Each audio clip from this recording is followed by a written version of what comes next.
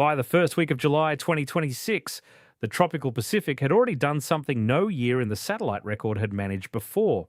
It had gotten hotter faster than 1997, faster than 2015.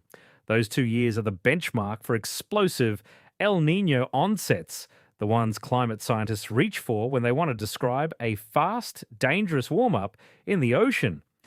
This year beat both of them to the punch, and it did so before the event had even finished forming. That is not a comfortable fact. It is also not speculation. Daily sea surface temperature readings in the key Pacific monitoring region show 2026 running warmer at this point in the calendar than either of those two historic years were on the same date. Not by a fraction of a degree, but by a margin wide enough that forecasters double-checked their instruments before they trusted it. Something is building out in the Pacific, and the people who track it for a living are watching the numbers with a mixture of professional fascination and genuine unease. They have seen strong El Niño events before. What they have not seen in 45 years of continuous satellite and buoy records is one arriving this early and this hot. What is actually happening out there? And why are meteorologists starting to use a word they reserve for only the rarest events? Super? El Niño is not a storm. It does not have an eye, a name, or a landfall. It is a shift in the temperature of an enormous slab of ocean, roughly the size of the continental United States, sitting along the equator in the central and eastern Pacific. Under normal conditions, trade winds blow steadily from east to west across that stretch of water, piling up warm surface water near Indonesia and allowing cooler water to well up off the coast of South America. It works like a lid being held down on one side of a bathtub. Push the lid, and water sloshes toward the other end. El Niño happens when those trade winds weaken, or in some cases reverse outright, loosening their grip on water they have been holding in place for months or years at a stretch. The lid comes off. Warm water that had been pooled in the Western Pacific sloshes back east, spreading across thousands of miles of open ocean, until sea surface temperatures off Peru and Ecuador, the very region where the phenomenon gets its name, run degrees above normal. That warmth doesn't stay contained to the water. It radiates upward into the atmosphere, and the atmosphere responds by rearranging entire wind patterns, entire storm tracks across the whole planet. Scientists have understood this basic mechanism for decades. What they are watching now is something faster and larger than the textbook version. The trigger this year was not a single event, but a chain reaction, the kind oceanographers call a westerly wind burst. Pulses of unusually strong west to east wind swept across the western and central Pacific earlier in 2026, shoving warm surface water eastward in a subsurface pulse known as a Kelvin wave. Picture a swell moving under a calm sea, invisible from the surface, carrying an enormous mass of warm water thousands of miles before it finally reaches the surface and announces itself. That is roughly what has been happening beneath the waves since spring. The waves surfaced, the ocean and the atmosphere began reinforcing each other in a feedback loop, and El Niño conditions were officially declared by June. None of this would be visible in anything close to real time, if not for a network of ocean buoys that did not exist the last time an event of this scale unfolded unannounced. The 1982-83 El Niño caught forecasters almost completely off guard. There was no coordinated system watching subsurface Pacific temperatures at the time, and the event was well underway. Drought in Australia, floods in California, before anyone in a position of authority realized what was happening. That failure embarrassed an entire field of science and led directly to the construction of the Tropical Atmosphere Ocean Array, a chain of moored buoys stretching across the equatorial Pacific that has been reporting subsurface temperature and current data every single day since. By the time the 1997-98 event arrived, that array caught the warm water surging east in real time, months before the event peaked. The same instruments, now supplemented by satellites that measure sea surface height to within centimetres, are what allow scientists today to say with such specificity that 2026 is outpacing both of those historic years on the calendar.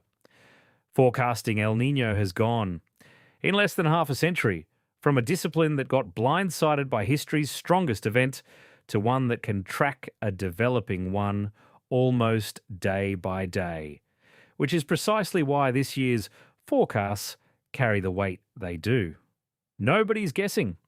They are reading numbers off instruments that have been calibrated against 40 years of prior events. There is a second ingredient that makes this event different from its predecessors, and it has nothing to do with wind bursts or Kelvin waves. It is the ocean itself. The world's oceans have spent decades quietly absorbing more than 90% of the extra heat trapped by a warming atmosphere, storing it in water that never makes headlines because it never directly touches anyone's daily weather. El Niño does not create heat. It redistributes heat that is already there, releasing some of what the ocean has been hoarding back into the air. This time, the ocean it is drawing from was already running unusually warm before the event even began. The starting line was moved forward. Whatever number El Niño reaches this year, it is reaching it from a higher baseline than any of the previous strong events had to work with.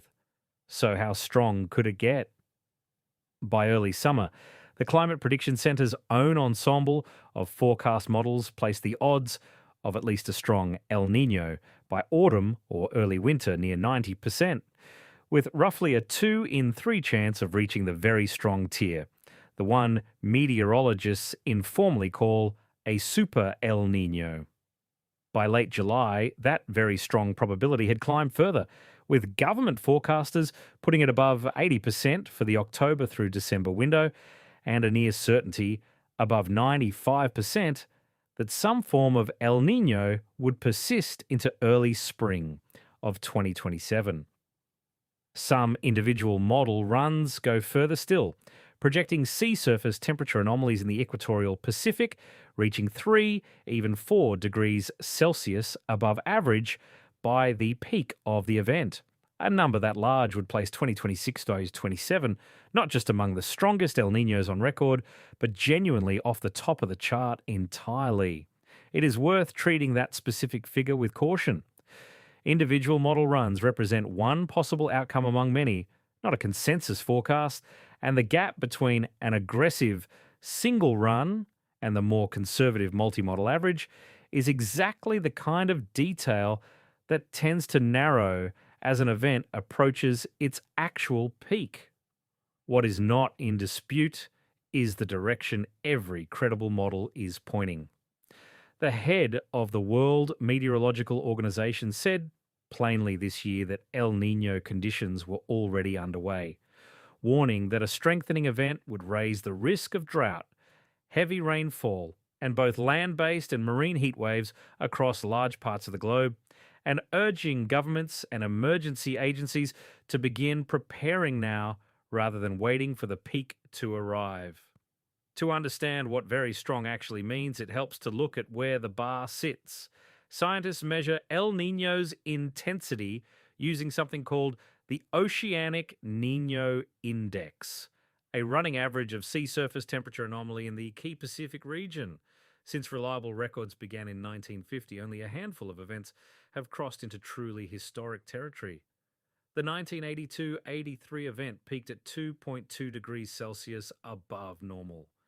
The 1997-98 event, still remembered by an entire generation of forecasters as the gold standard for a fast, violent onset, reached 2.4 degrees.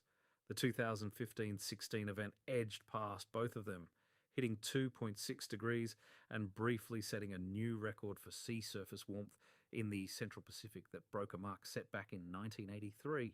Does that ascending sequence, 1972, 1982, 1997, 2015, and now potentially 2026, mean El Niño itself is getting stronger over time? Climate scientists are careful here, and the honest answer is more complicated than a straight line. El Niño is a natural oscillation that has been rocking back and forth across the Pacific for thousands of years, long before industrial warming entered the picture. and picking out only the 4 or 5 strongest winters from more than 70 years of record naturally produces a list that looks like it is climbing. What does appear to be changing, according to research on ENSO frequency and severity, is the backdrop those events play out against. A warmer baseline ocean means any given El Niño now has more heat available to draw on and redistribute, which can push a moderately strong event into record territory that a similar event decades ago simply couldn't reach. Whether the events themselves are becoming more frequent or extreme, or whether climate change is instead raising the floor and the ceiling for whatever El Niño happens to bring, remains an active, unresolved argument inside the NSO research community. Independent multi-model analysis released this year found something striking. Run the current event through more than a dozen separate forecasting systems, and in the overwhelming majority of them, the median projected peak lands above that 2015 to 16 record. Not close to it, above it. That would make 2026-27 the strongest El Niño ever measured with modern instruments, a title that has changed hands only 3 times since scientists started keeping score. There is an older, stranger contender lurking in the historical record, one that complicates any claim about records with total confidence. Some climate reconstruction suggests the 1877-78 El Niño may have rivaled or even exceeded the 20th century's strongest events, a famine-triggering catastrophe across parts of Asia and Africa long before satellites existed to confirm it precisely. The uncertainty around that 19th century event is enormous, wide enough that scientists still argue over whether it truly belongs in the same tier as 1982, 1997, and 2015. It is a useful reminder that even record-breaking claims need an asterisk when the measuring instruments themselves are still evolving. And that same caution applies to the still unfolding 2026 event. The peak hasn't happened yet. Forecasters expect it to land somewhere between November 2026 and January 2027, and until it does, every number attached to this event is a forecast, not a final tally. What happens on the ground when an El Niño this large actually unfolds? The honest answer is that the effects splinter in different directions depending on where you happen to live. And that unevenness is part of what makes El Niño such a difficult story to tell in a single headline. Indonesia, Malaysia, and the Philippines typically turn hot and dry, drawing down reservoirs that communities depend on for drinking water and irrigation. Rice, coffee, and palm oil, 3 crops that entire regional economies are built around, tend to see reduced yields in exactly those countries. Australia usually dries out too, with the eastern and southern parts of the country facing an elevated bushfire risk that emergency services there have already begun preparing for. Drought risk this year is also expected to stretch across the Caribbean, Central America, northern Brazil, large parts of Central and Southern Africa, and Central and Northern India, a footprint that touches well over 1 billion people. None of this stays confined to a weather map. Economists who study El Niño describe it less as a single meteorological event and more as a systemic shock, one that moves through supply chains the same way a fever moves through a body, showing up in places that never see a drop of the associated rain or a single degree of the associated heat.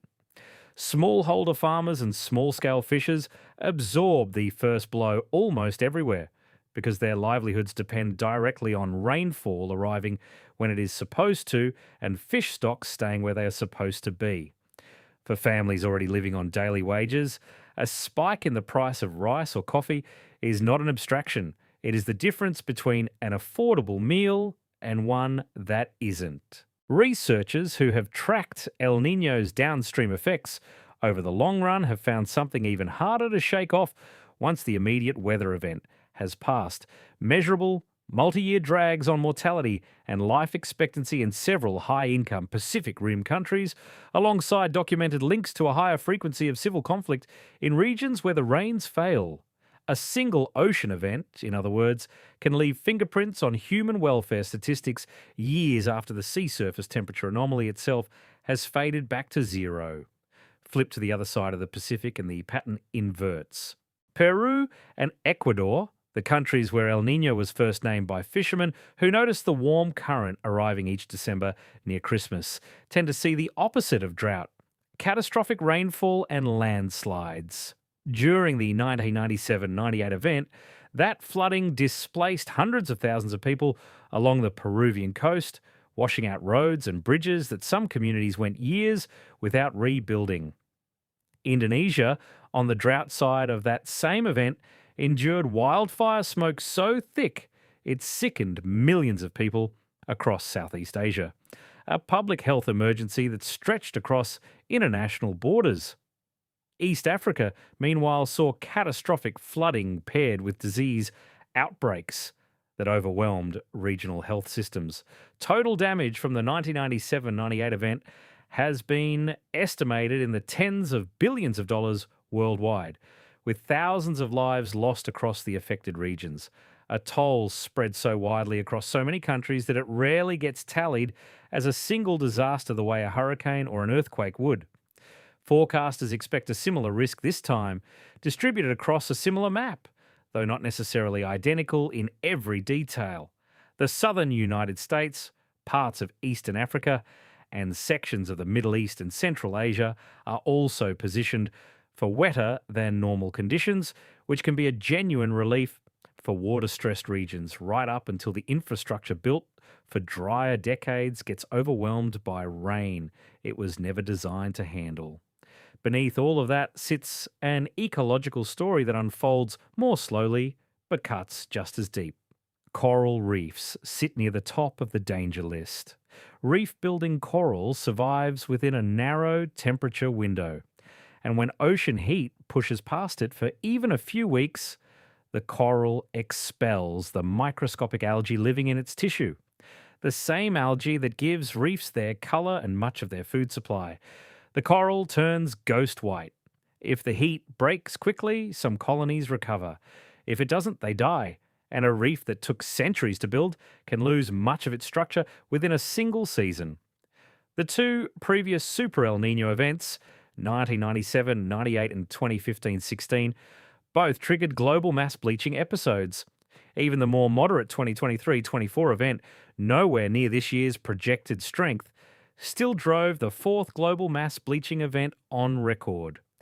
Layer a genuinely historic El Niño onto oceans that are already running hot from decades of background warming, and marine scientists are bracing for a bleaching event with a global reach. Coral is only the most visible casualty. The same pulse of ocean heat stresses kelp forests and seagrass meadows, ecosystems that function as nurseries for fish stocks people depend on for protein and income across entire coastlines.